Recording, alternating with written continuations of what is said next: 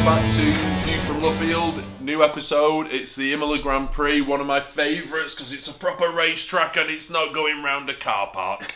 Fantastic. And look, the race proved it. There's actually a bit of jeopardy and everything. But we'll jump into qualifying straight away, or do you have anything to... No, I agree. One thing I will say, because we're going to talk about a lot of the jeopardy and a lot of the incidents and stuff, and obviously what happened with Tsunoda, we'll go into a bit of detail. I'm going to caveat this straight from the start. When we say we want to see stuff like that, we obviously don't want to see people get injured. We don't want people to see people get seriously hurt. And what happened with Tsunoda is proof that the halo works. But what we're getting at is we want these high risk, high reward tracks where you're not on, like Phil said, you're not on a car park. You're on a bit of gravel, and that completely takes you out. So yeah, so 100% Imola brought back a bit of old school excitement that we all love. So yeah, sorry, we will jump straight into qualifying. So Q1, we had the new C6 compound. Yeah. I'm not. No, I can see what Pirelli are doing. They've had the worst job in the world, haven't they? They've been slated since they came back to F1 for one thing or the other. They're trying to spice up racing. We're at the very end of life of these cars now. You know, come next year it's reset. The teams know how to behave. The teams know how to make the tyres work or not work. You know, how to switch them on. Not. They have to do something. We've just had this chat off which I'm sure you're going to pick up again. And I agree, they do have to do something. My only point is, if you're going to introduce a new tyre to make it a bit more interesting and throw another curveball at the teams, which I 100% understand. Yeah, the teams have figured out how to make these tyres work. It's why we said sprints are boring, because they can manipulate the tyres however they want. I get all that, but if you're going to do that, take away other options. Because then you're almost forcing the hand. The C6 was hardly used. Nobody liked the C6. It certainly was never going to be used in the race, but we kind of knew that anyway. But what Aston Martin did in Q3, which we'll touch on in a minute, kind of proved that introducing it and not there taking wasn't enough of away, a gap. You almost wanted the C6, the C4, the C2. Yeah, I don't know if you could have turned the C2 on because of the way Imola's laid out. I 100% understand what they're trying to do. It just feels like you can't introduce something like that to F1 teams and say, please use it because we want to see if it works. Yeah, they'll use what's fastest. Exactly. Yeah. So anyway, we saw the C6 for the first time. The only real major thing that happened in Q1, and we have just touched on it in the intro, is obviously what happened with Yuki Tsunoda. Again, I'll stress, the best thing about that incident was seeing Tsunoda get out. Eventually, it took a short time. It did, but I mean, after that, I think I'd have needed new pants, and then I would have asked someone to bring me new underpants. Then I might have got out. I think he's brave to get out with potentially some other skid marks, not the ones on the track. Thankfully Yuki Tsunoda was okay. He even admitted afterwards, which is the notes I made, so it does prove we kind of know what we're talking about. The notes I made at the time were that he just caught a little bit too much curb. Got too greedy, didn't he, on the apex of the first corner? And he admitted that he did that.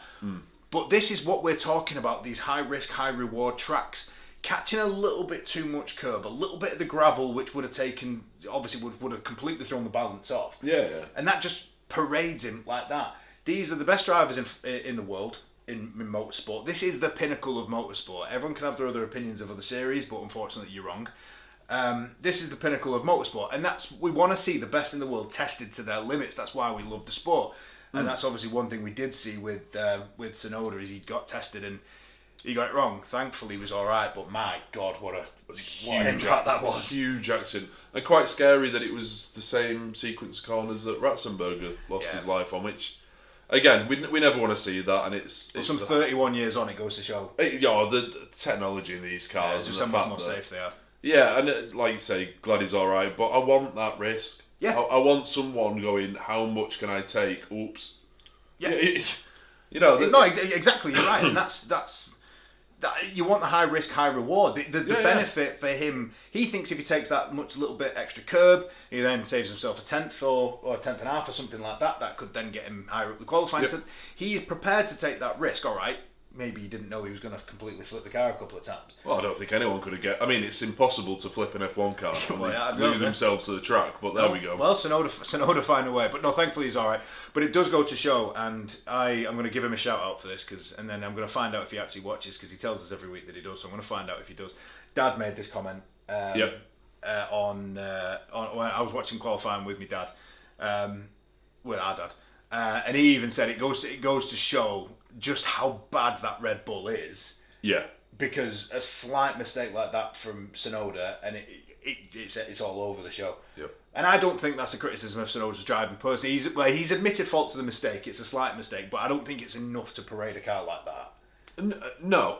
I mean, that's a car that appears to be on the limit even when it's not on the limit, I think is the nicest way of... how it looks on the outside. God, I'd love to have a go in one, but... After seeing that. No. That was on the straight. Yeah, hold me bear. Watch me...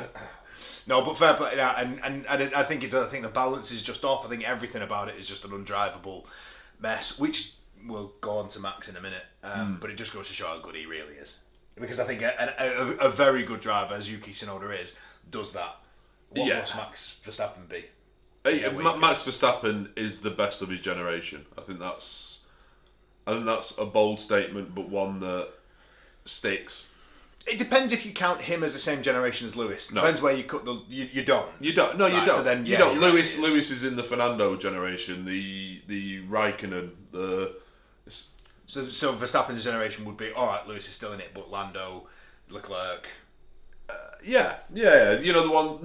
Not your rookies this year, but the ones who've been around for 3, 4, 5 years. Couple of years. Okay. Not many of them survive. I'm not disagreeing. I'm just saying if Hamilton's in that argument, you probably got to... Yeah, it becomes a much... I mean, Hamilton's the best of his generation, and that's coming from a self-proclaimed Alonso lover. I think Hamilton's the best of quite a few generations, personally.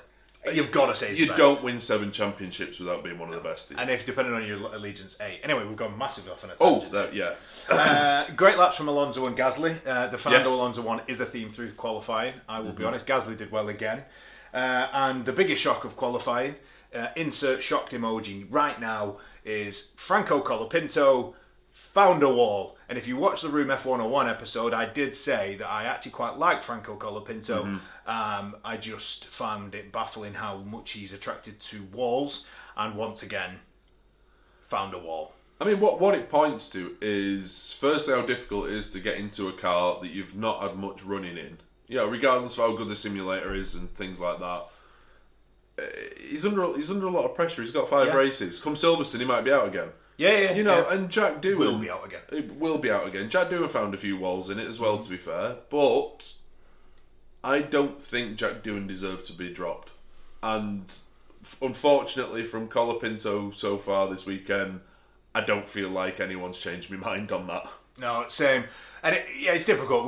We're judging him off on this basis. We're judging him over one qualifying session. Oh yeah. This Q1 as well. And then it didn't help that he got demoted as well, because he did actually get through to Q2, but then he was demoted because his lap time that he did complete was done under the red flag that Tsunoda had originally caused. I think. Is that right? Yeah. Sorry. So eventually he did get demoted. So. Anything else you want to pick up from Q1? Because that's pretty much all I've got. No, it was one of the usual suspects plus. Yeah. So on the road, it was Lawson in 16th, Hulkenberg 17th, Ocon 18th, Behrman 19th, and obviously Tsunoda didn't qualify. It was eventually replaced. Lawson did get himself through into Q2 because of Colapinto's demotion. I will say, actually, just before we do move on to Q2, the Haas's... We've done the commentator's curse because we've been full of praise. If you watch our early review and rumours episode, we were very full of praise for the Haas, and it seems like since then. But my theory on this though is Behrman was, you could say rightly, you could say wrongly, a bit miffed with the FIA for throwing the red flag when he did. You know, he crossed the line 3 seconds later. He'd have been 10th. Yeah. Now rules is rules. You can't go saying, well, we'll put the red flag out, but if you're on the straight, you can... If you're past this point... It becomes dangerous to any marshals or any medical cars that have to go out. So I get why it was done. I also get his frustration that he was 3 seconds away from... Yeah, he'd have been 10th. He'd have been at least through to Q2. Now, what it does prove is... Well, firstly, he's keeping up with his teammates. He's not far off Ocon's pace all the time. Shout out to Hulkenberg as well for putting it... I know that's not a massive result, but that's huge for Sauber to be beating... Well, the big shout-out isn't just for Hulkenberg, it's for the other Sauber. Oh, God, I can't remember. He finished Bortoletto, well, at this point, he got through to Q2 because he did qualify 14th. Yeah, so Bortoletto got himself through to Q2. So whereas our commentator's curse is punishing Haas, it seems to be promoting your guy. Bortoletto's listened to me, so I'm sure he. And when he wins the World Championship, he'll say it's thanks to Ant on the View from Luffield podcast. Yeah, constantly backing me up. Yeah, that won't happen. Moving on to Q2, it was... Have you noticed this a fair bit this season? Q1 seems to have excitement. Q3 obviously and always will do because it's the push for pole. Yeah. Q2 always just feels a little bit... It did. I have one note from Q2. It did, except for 2 surprise people who went out. Yeah, 3. But in regards to the biggest surprise. In regards to the actual session, I didn't think there was a great deal that necessarily happened. The last couple of seconds, obviously, when we found out who was eliminated, which I'll go through in a sec. Yeah, you're right, there was drama, but I thought for the rest of the session there wasn't. I mean, Carlos Sainz was incredibly quick. He was actually the quickest in Q2. But other than that, again, other than the big surprises, I accept. But like I say, for the rest of the session, there wasn't a great deal. It felt like everybody left it till the last minute to try and do something, and that punished 3 really big punishes. It did, and it's... I mean, I'm assuming anyone who's listening to this, watching this... Well, let's go through it quickly. Yeah, go through it, I'll explain myself. So Q2's finished, and then 11th was Leclerc, 12th Hamilton, 13th Kimi Antonelli. They're the 3 surprises that we just referred to. 14th was Bortoletto, and 15th on the track was Colapinto, but like I said, he got demoted, so Liam Lawson started the Grand Prix in 15th. Now, Freddie Vassar said at Miami that the biggest frustration with that Ferrari at the moment is they put new tyres on and it goes slower. And lo and behold, they seem to have proven that point in their own back garden, which would have stung like hell. Yeah, there is no denying people were getting kicked in that Ferrari motorhome. We spoke about this on the Miami episode, that we said Ferrari really, really needed to pull the fingers out this weekend. They do. I mean, they're still... I mean...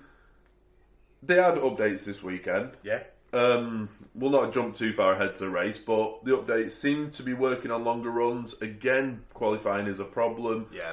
They're starting off too far behind everybody else who they're competing. Yeah. It's kind of an ongoing. But now, you hear this upgrade, that upgrade. We seem to be pinning our hopes now on... Sorry, we. This is if I work from... Ferrari seems to be pinning the hopes now on the fact that the flexi wing tests are going to change for Barcelona.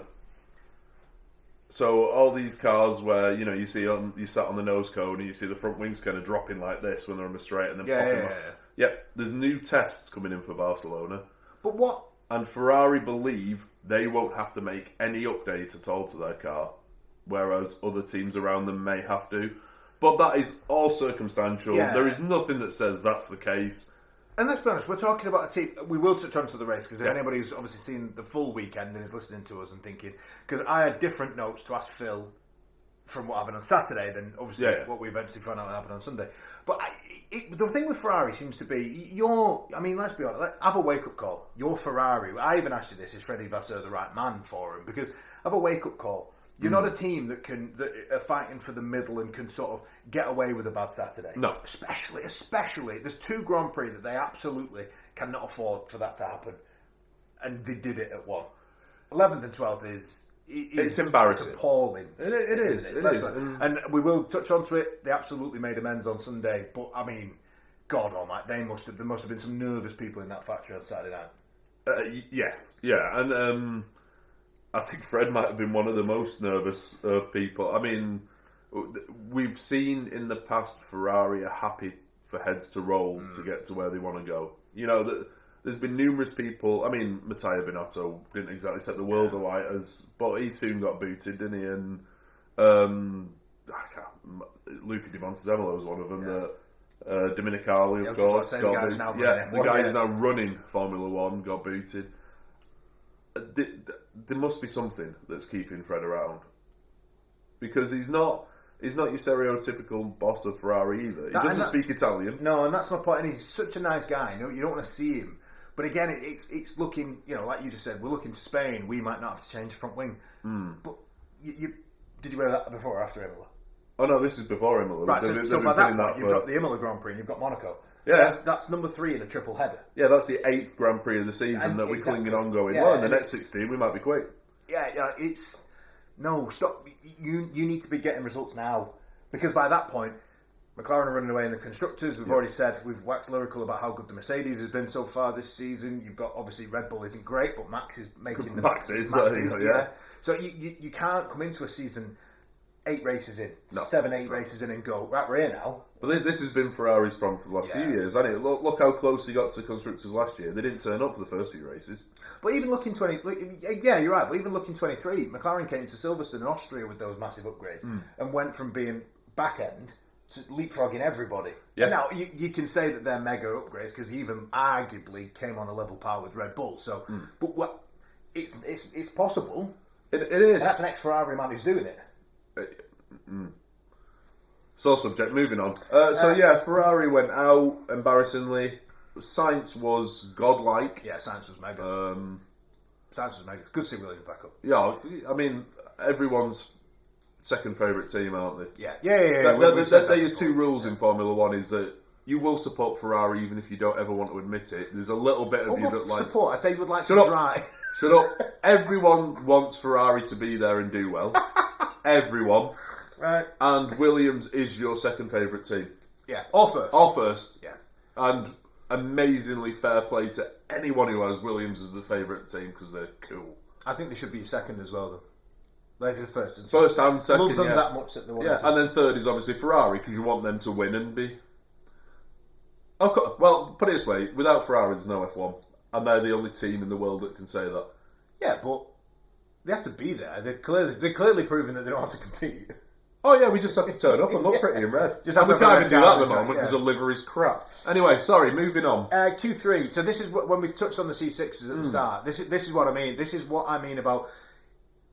There's no point in trying to introduce the C6 because it's still. And I know you can't say to people you can't use mediums, but on a one-off, if you're trying to introduce a new tyre compound, the fact that Aston Martin. Fair play to them because they thought it was phenomenal decision. Absolutely magnificent decision. In fact, actually, fair play before we move on. Fair play to Aston Martin for getting both cars into Q3 as a starter for 10 because we've been very critical of them this year. Shout out to Lance Stroll again, by the way. Who every time I seem to criticise him, goes and does something. I think we might just have to write him a letter soon. Or is it we'll see. For a letter? We'll see. We'll see how we get on at the end of the season. If he outscores Alonso by the end of the season, you'll write him a letter. I will send him a letter. In fact, I will write the letter and we'll post it on this video and I will send it to Aston Martin. For Lance Stroll's attention? Yeah. Okay. And he'll go, who is this clown? Yeah. So the medium seemed great. And this is what I was getting at before. If you want to try and introduce a new tyre compound, if you set it out to everybody and say, we're going to introduce these C6s, but you're not allowed to use the mediums, for instance, because we want to try and see how this tyre reacts. The simple fact that they introduced it as like a fourth option, or third option, is I think we just... People are going to avoid it if they think it's crap. Yeah, I just think you need more of... If you're going to do that and go extreme with your tyre choice, you need to have that gap. So then the medium isn't just one compound up. Yeah, it's 2 or 3 up. Yeah, so you're either on the quick tyre that expires, or the other tyres you get to choose are a second slower. And that's how you want to break it up. That's how you introduce. And I do like that now they've got the C1, 2, 3, 4, 5, 6 rather than C1 to 5. And I get that because you can encourage them. Yeah. But if you're not going to, it's just pointless. Yeah, but they're picking 6, 5, and 4. So the gap in the compounds, not big enough. And the interesting thing is we've already had this. Yeah. We have had Pirelli introducing softer compounds. If anybody remembers the super softs and the ultra softs, they were good for qualifying, but they were abysmal in the race. Lo and behold, they were taken from the sport. Now, I know there will be people out there who go, well, they're not. We've just changed them to soft and we've increased the compound. I get that. They don't call them ultra softs anymore, but they still exist. I appreciate that. Is this the uber mega soft? This is my point. Just introduce them and like I say, force them upon people. If you want to just use it as a test, because the best test is, let's be honest, doing it live. Yeah, a race weekend. So, but just say to everybody, we're going to introduce a C6, but we're going to take away from you the C4, so you're not allowed the medium in qualifying. Anyway, but I suppose by that token, nobody knew the medium would go so well. Fair play to Aston Martin for giving it a go, and my God, did it work for them. One thing I will say as well, on Piastri's pole lap, this goes to prove his calmness. His final sector wasn't the best, but considering... I think he had 4 cars to overtake around the final 2 corners. Oh yeah, it was the M60 around Manchester, wasn't it? That was by the time unbelievable how he did that. And of course they moved out the way. It wasn't race conditions. I understand all that. It still catches your eye though. It still throws you off. Or it should still throw you. I mean, that's akin to when you where was it? Was it Spa? Sorry, I'm going back now. When someone blew their engine at the top of Eau Rouge, and Raikkonen was on his flying lap. Smoke. And they said, he's got a lift here. And no, of course, Raikkonen didn't. Sorry, I'm using this as a comparison because I keep calling Piastri the Iceman at the moment. He is unbreakable. And to be fair, actually, in fairness on that, you've just reminded me, in the race, there was one, I can't remember who it was, went off in front of Norris, but he had to go through a cloud of smoke and still left his spotted. I thought that was impressive too. But no, Piastri on those final couple of corners, and like you said, it is very reminiscent of Raikkonen. And I think he did come on the radio afterwards, and it was so passive as if, well, they didn't help. Oh yeah, that was the Q1, your pole position, and he kind of went, "Oh, good job, guys." Yeah, it was. Does the guy even sweat? I want to know. Does he sweat? Does he get bothered by anything? No, I don't think he does. Although I will pick up on where I actually saw him crack a little bit, but that's for the race bit of this conversation. So fair play to Oscar Piastri. He was magnificent in phenomenal, qualifying, especially that last bit on the final sector. Lando dropped it a little bit again. We've touched on this before this season, and this will be his Achilles heel throughout the course of the season if he doesn't fix it. There was 3 cars between him and and Phil even said, I mean, he's not doing as badly as Ferrari. No. But Phil did touch on the Ferraris are giving themselves too much to do on the race day. And again, at a circuit where overtaking isn't great, we touched on this earlier, on a circuit where overtaking isn't as premium, to be sort of fourth-ish at Imola, certainly next weekend at Monaco, to be starting fourth, he needs to do better than that. And he dropped the ball a little bit, but again, he admitted it. Yeah, it's not so much as well. I mean, fourth is still a great starting position. Of course it is. Yeah. But it's who he's letting qualify in front of him. George Russell can be awkward to overtake. Yeah. That's no slight or criticism of George Russell. That's actually it's a compliment. Yeah. Max Verstappen is impossible to overtake, and Piastri is a difficult character, as he's proven all season, and for a majority of last season as well. The man's cool. Yeah, and the bottom line is you're starting every race behind your 2 World Championship rivals. Yeah. So if you're burning out all the energy that's in your tyres or your overtaking power or everything that you've got, if you're wasting all, and let's be honest, your own physical energy, your own actual stamina, if you're wasting all of that to get yourself back into a position where you're then able to start competing, how many times have we seen it where someone like Lando Norris has burnt all of his tyres out just catching to the back of somebody, so that when he's there, eventually, all of a sudden, that person, whether it be Piastri, Verstappen, we've seen it in the past, has just been able to go, okay, put my foot down there. I'm ready now. I've saved myself for this. I've been looking forward to this, whereas you've exerted all your energy getting it. So again, Norris giving himself a bit too much to do. So the top 10 then, as it started, Oscar Piastri was pole, as we said, Max Verstappen in second. For those of you who actually will listen to the Room F101 episode, for the predictions, Phil said Piastri, I said Verstappen, so I would top 2. George Russell third. Honestly, again. Yeah, he just keeps doing it again. He is that stain that you can't clean. And sorry, that sounds awful too. He's not a stain. He's a really good. But Phil's just calling people skid marks. He's a skid mark. He's keeping himself in this championship battle without anyone knowing that he's still in it. It's a bizarre way to go. No, and it's an Alan Prost way of going about the championship. It will be. If he actually stays in and around it, he could arguably be the only world champion who doesn't win a race. I don't know. There is one. Is there? Oh, there is one. Whilst Phil's thinking, I'll continue to go back. No, we'll come back to. I will mention it. I didn't know another episode, but there is one. Peters. No, anyway. Lando Norris was fourth. Fernando Alonso. We have been, and we bow to you, O King of F1, Fernando Alonso. Phenomenal to get 5th place. That was mega. We even said, I think, Alonso. There was a stat that was earlier on in the season. Alonso had got through to Q2 every qualifying, but hadn't managed to get through to Q3. Fair play to him for doing so. His teammate Lance Stroll had always been knocked out in Q3. Q1. Both of them breaking that voodoo. So Alonso was 5th. Carlos Sainz was 6th. Again, brilliant performance from the two Williams.